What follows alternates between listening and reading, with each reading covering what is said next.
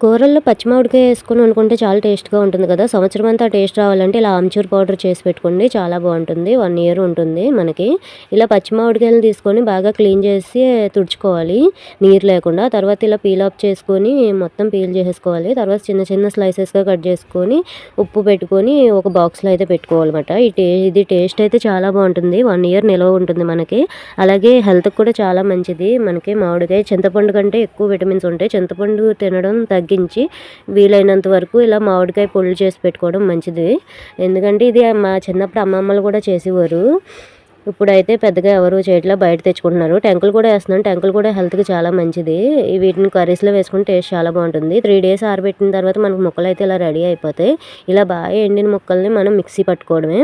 Mixie పట్టుకుంటే సన్నని పొడిలా వస్తుంది. ఆ పొడిని మనం స్టోర్ చేసుకుంటే 1 ఇయర్ నిల్వ ఉంటుంది. అన్ని కర్రీస్‌లోకి, పప్పుల్లోకి అన్నిటిలోకి వాడుకోవచ్చు. టేస్ట్ మాత్రం చాలా బాగుంటుంది. మీరు కూడా ఇంట్లో ట్రై చేసి ఎలా కుదిరిందో చెప్పండి. అలాగే మన వీడియో నచ్చితే లైక్ చేసి షేర్ చేయండి. అలాగే మన ఛానల్ని ఫాలో అవుతూ ఉండండి. ఇలాంటి మంచి మంచి వీడియోస్ అన్ని మన ఛానల్లో వస్తూ ఉంటాయి.